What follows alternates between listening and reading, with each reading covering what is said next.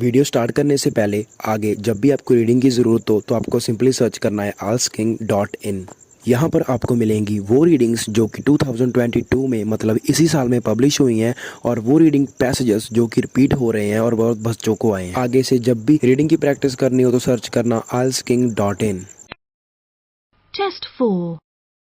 You will hear a number of different recordings and you will have to answer questions on what you hear. There will be time for you to read the instructions and questions, and you will have a chance to check your work. All the recordings will be played once only. The test is in 4 sections. At the end of the test, you will be given 10 minutes to transfer your answers to an answer sheet. Now turn to Section 1. Section 1. You will hear a woman inquiring about a job vacancy. First, you have some time to look at questions 1 to 4.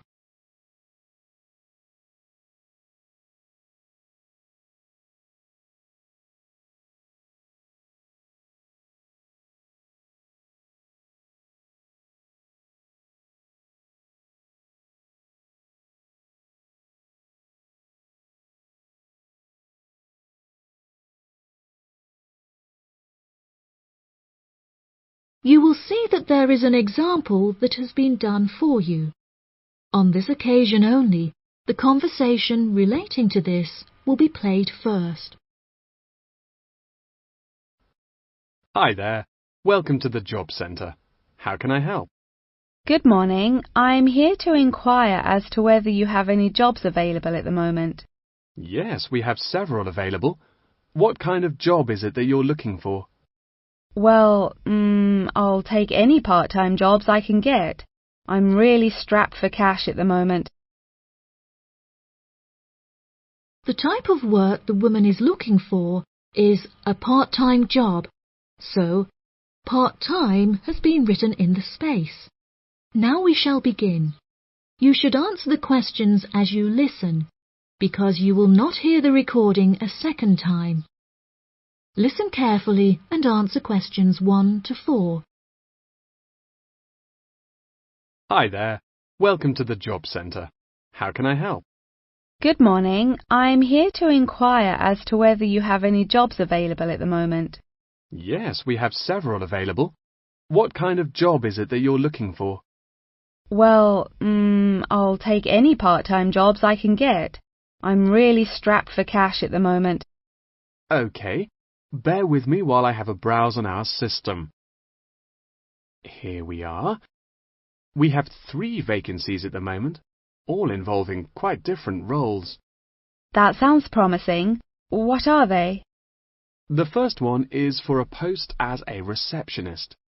It says here that experience in reception or general administration is preferred, but not essential. Have you worked on a reception desk previously? No, I haven't. I had a baby quite young, and so I have very little work experience. Could you tell me a few more details? Yes, of course. The job will be to mainly provide quality customer service, both over the phone and in person. When customers are waiting, you will be expected to provide them with refreshments and ensure they have a first-rate experience. I think I could manage that, and I'm a very friendly person. That's great. Do you have any information about the hours involved? It says here that you will be expected to work several early mornings, 4 days a week. Any other requirements? Yeah, you'll have to go through a couple of weeks of unpaid training before qualifying for the post.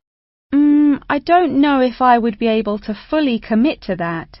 Did you say it's 4 days per week?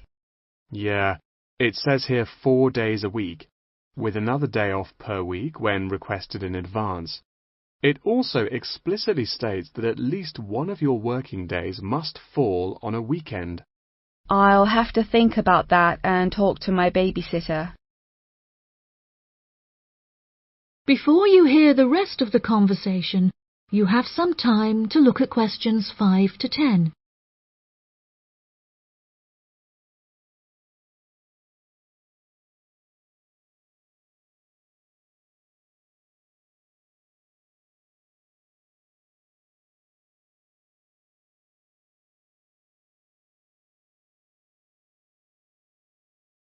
Now listen and answer questions 5 to 10.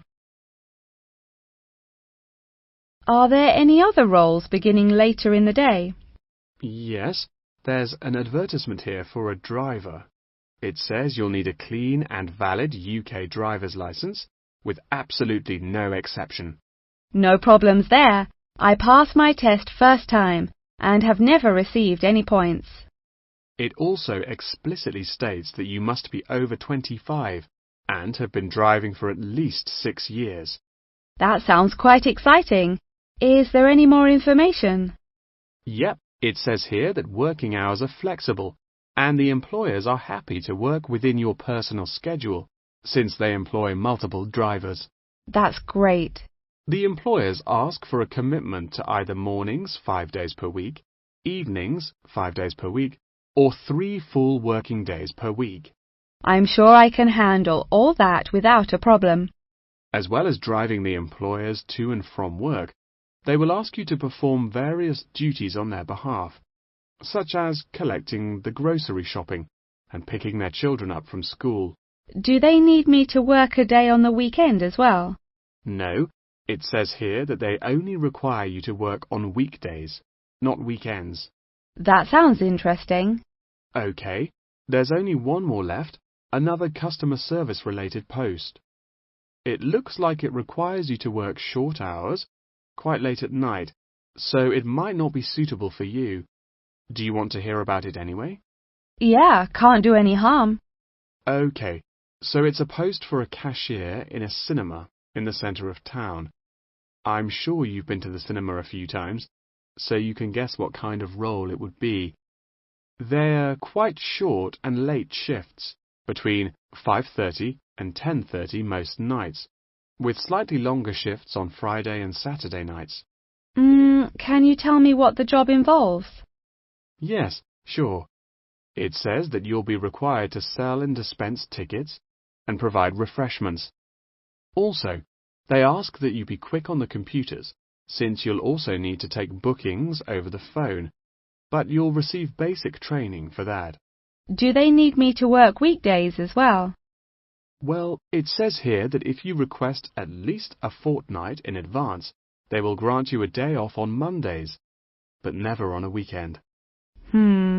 I'll think it over and let you know later. Thanks for all your help. That is the end of section 1.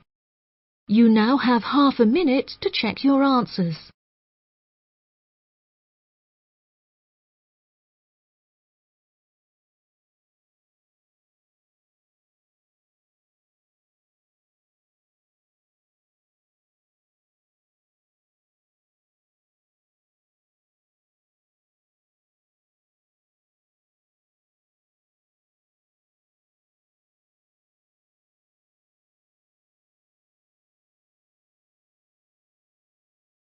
Now turn to section 2. Section 2. You will hear a representative from an organisation called Connection giving a talk about a homestay organisation. First, you have some time to look at questions 11 to 14.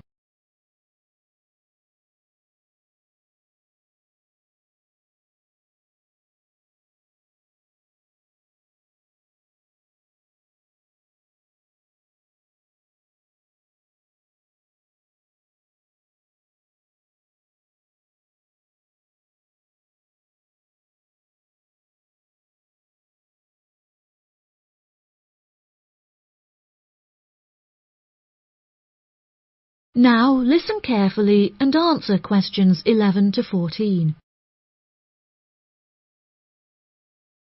Thank you all for coming to my talk this evening. It's nice to see so many people in the audience. For those of you who don't know very much about Connection, let me start by giving you some background information about it. Connection is a British organisation that facilitates homestays all over the globe. This organisation prides itself on matching tens of thousands of host families with guests every single year, allowing travellers to discover a country's culture in a way like no other. Homestays are ideal for both travellers and homeowners, enabling intercultural exchanges and the development of lifelong friendships while providing travellers with often discounted accommodation costs and host families with a steady income from the comfort of their own homes. The homestay experience is particularly popular with university exchange students looking for a more genuine insight into their country of choice and an unrivaled opportunity to develop their language skills. The homestay experience is truly unique and once in a lifetime, and one that you will likely remember for the rest of your lives. It is important to note, however, that some people will find it difficult to adapt to the new country, with many enduring what is known as culture shock. Connection's advice for those suffering from culture shock is to go out and make as many friends as possible, no matter how difficult you may find it. Friends are guaranteed to help you feel more integrated as part of the local society and show you some great places to hang out. At first, it might seem extremely challenging to overcome the language barrier between you and your host family. However, you will find that you quickly overcome this and develop a very close and almost familial relationship. Many of our travellers have suggested that they have found discussing their hobbies and other interests with their host families is the best way to overcome any barriers, since you are more likely to find something you share in common. For example, you might find that you are both passionate about football and end up playing in the local field every week. One of our guests undertaking a homestay in a rural area of the UK told us that she and her host now take a Tai Chi class together upon a hilltop at sunrise, calling the experience absolutely breathtaking. After the first few weeks, you will find your understanding of the people around you and their culture deepens by leaps and bounds, and you will soon become one of the locals. Our hosts in over 140 countries turn a location into a culture, time into experience, and strangers into friends. Before you hear the rest of the talk, you have some time to look at questions 15 to 20.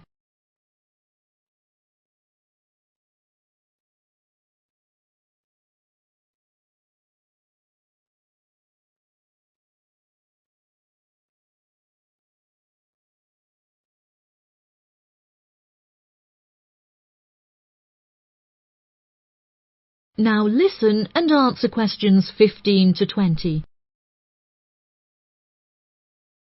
So how can you find out about applying for a homestay?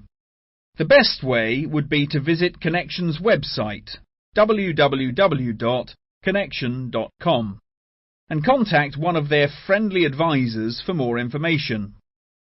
Once you have confirmed your interest in the service, we would strongly advise that you remain in close contact with the registration office, which will send you several emails keeping you up to date with potential matches in your country of choice.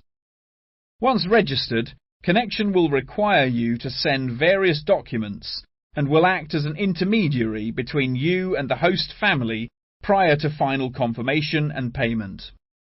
During this stage, Connection will ask you to provide 2 photos, one for the host family and the other for our own records.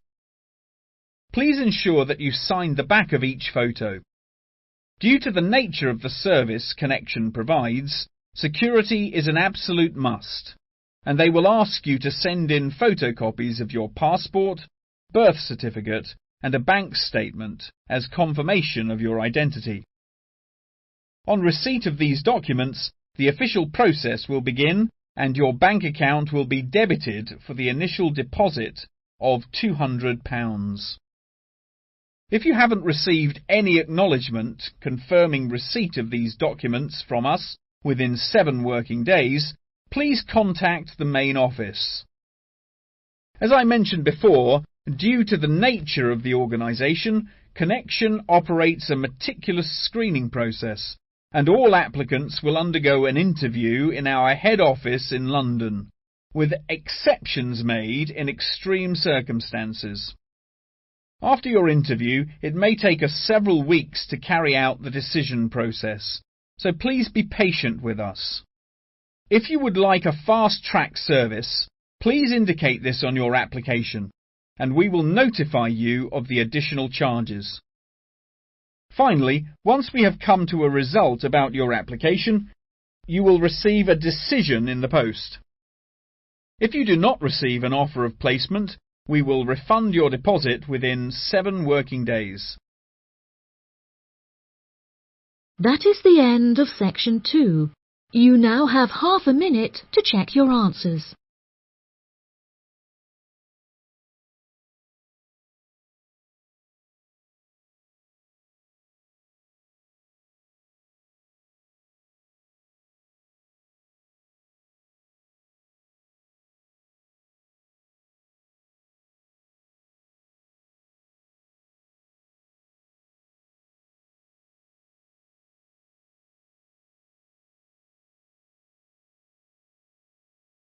Now turn to section 3.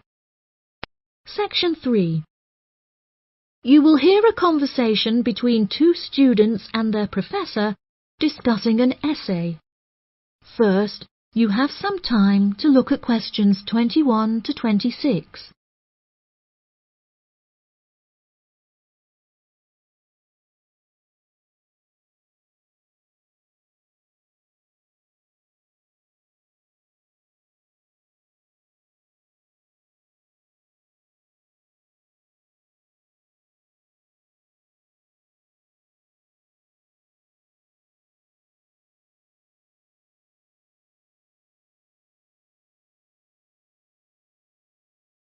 Now listen carefully and answer questions 21 to 26. For next week, I'd like you to undertake a piece of research in preparation for writing your final essay. In order to gain top marks, you must include a range of primary, secondary, and tertiary sources. Are there any questions? Yes, Professor, I have a question. We haven't yet covered how to undertake this sort of research in much depth, and I'm a little unsure of what you want us to do. In telling us to include primary sources, do you mean you want us to design and distribute a questionnaire, analysing the results? You could design a questionnaire, but you'll soon find that distributing a questionnaire on such a large scale is somewhat troublesome. We couldn't possibly expect you to do it effectively as an individual university student without the necessary resources. No, ideally, I would like you to form 1 or 2 focus groups and interview them. This will provide you with a more qualitative approach.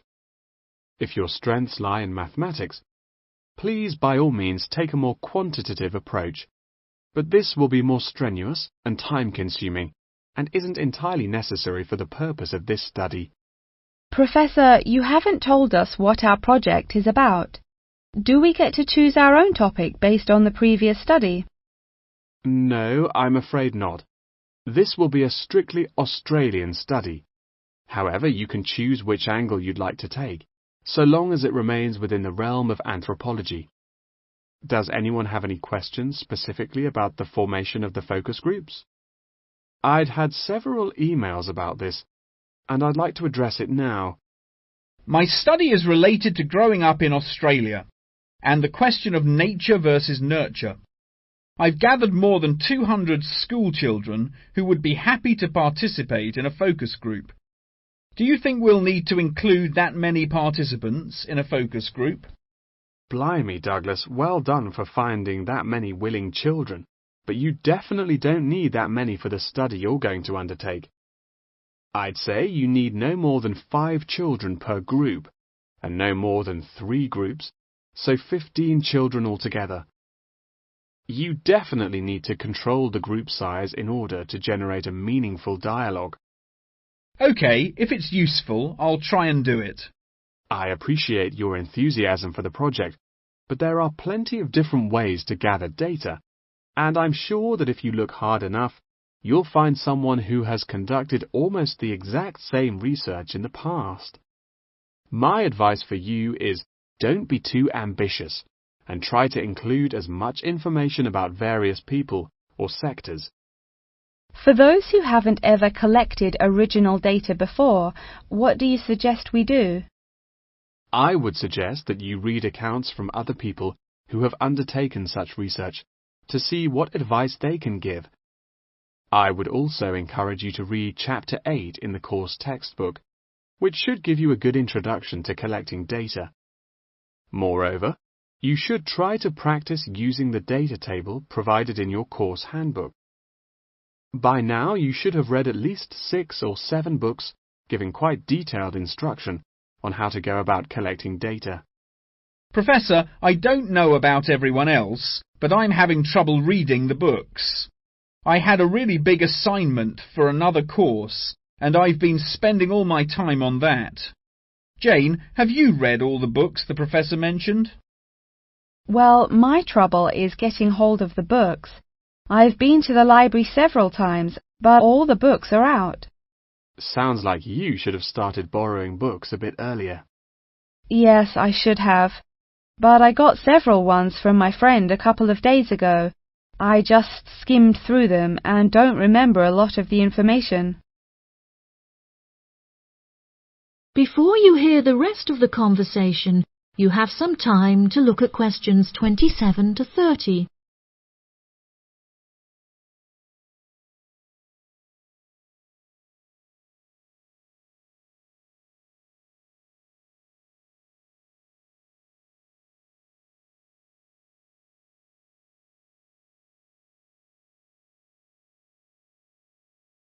Now listen and answer questions 27 to 30. But now let's look at these things. We'll need to start thinking about which ones we'll definitely want to do for the project. OK, the first one here is the final report.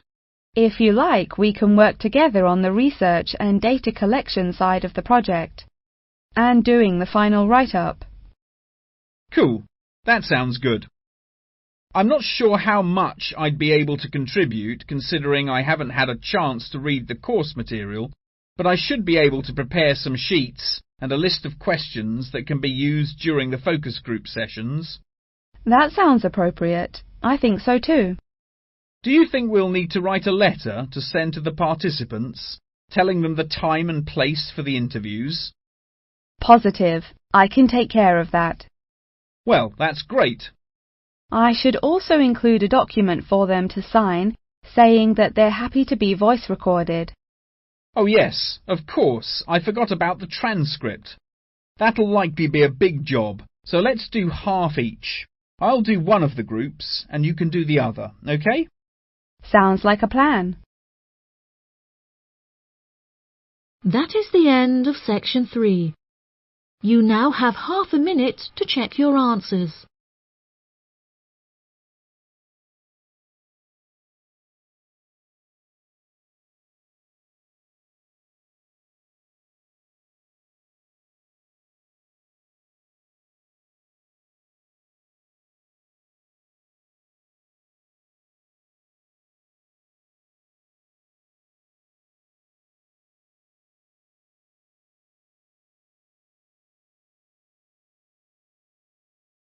Now turn to section 4. Section 4. You will hear a talk on the research of the graphical symbol. First, you have some time to look at questions 31 to 40.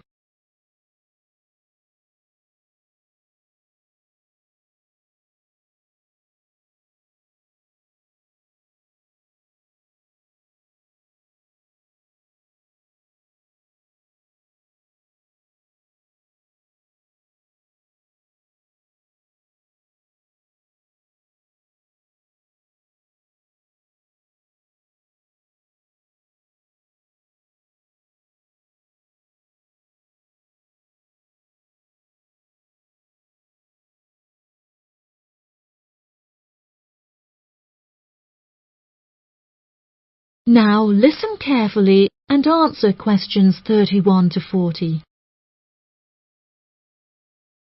Good morning, everyone. Today I'm going to talk about the graphical symbol.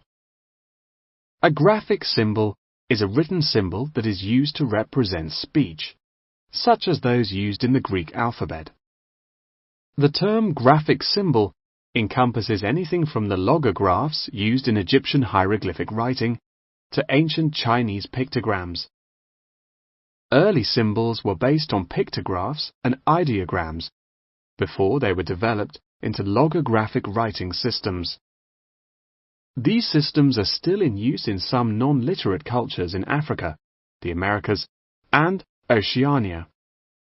Indeed, elements of pictography are still found in modern Chinese characters, and it is often an interesting exercise to trace the origins of some Chinese characters. Pictographs remain in common commercial use today as signs, instructions, or statistical diagrams. Road signs and public toilet signs, and even flat pack assembly instructions utilizing pictures, are considered pictographic.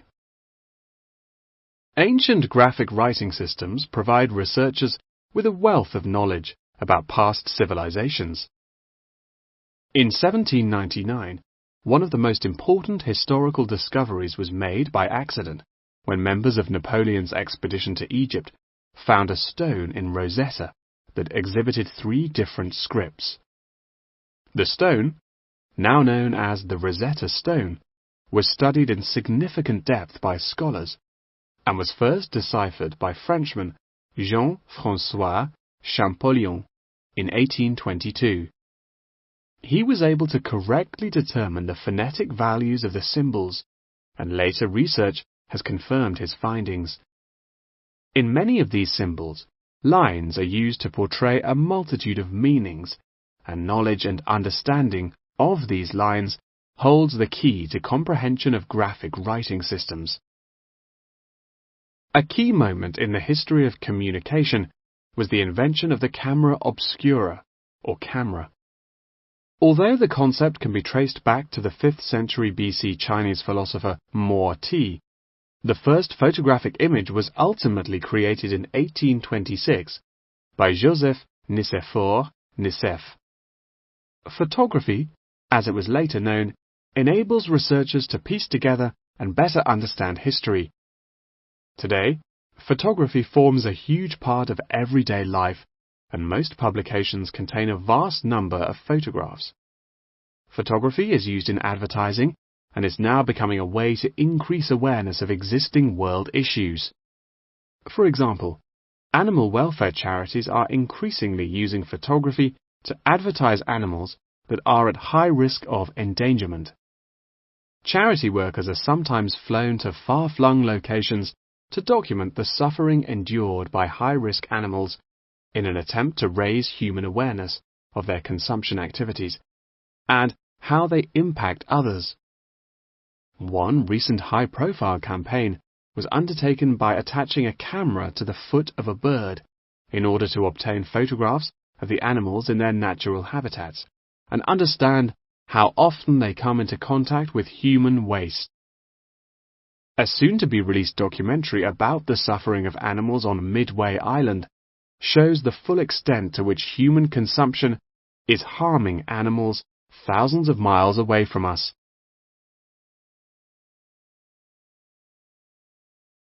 As photography continues to progress, with the use of drones now becoming somewhat commonplace, we should expect more and more objects to be included in the future, expanding the horizon of photography ever further. Indeed, the downward pressure on traditional media prices means that media companies are being forced to get creative on how to make a profit. Many have found that the answer to this lies in advertising, and companies are now willing to devote a large portion of their budgets to advertising in newspapers. By the same token, marketing has become an essential part of a company's business model, often meaning the success or failure of a company. As a result, much time and money has been pumped into the development of effective branding, with attractive packaging playing a large role in this. However, many governments are now seen to be cracking down on marketing and packaging in an attempt to protect consumers from being misled. In particular, tobacco companies are now subject to ever-increasing regulation. For example, in the United Kingdom, legislation is soon to pass preventing any form of branding or differentiation on cigarette packaging in efforts to curb the harmful effects of smoking. Finally, one must not forget the fundamental role that graphic writing systems have had to play in mathematics. Graphs, icons, and diagrams often form the very basis of these branches of academia. Indeed, one needs to look no further than chemistry's periodic table to see a perfect example of graphic writing systems in use today. That is the end of section 4. You now have half a minute to check your answers.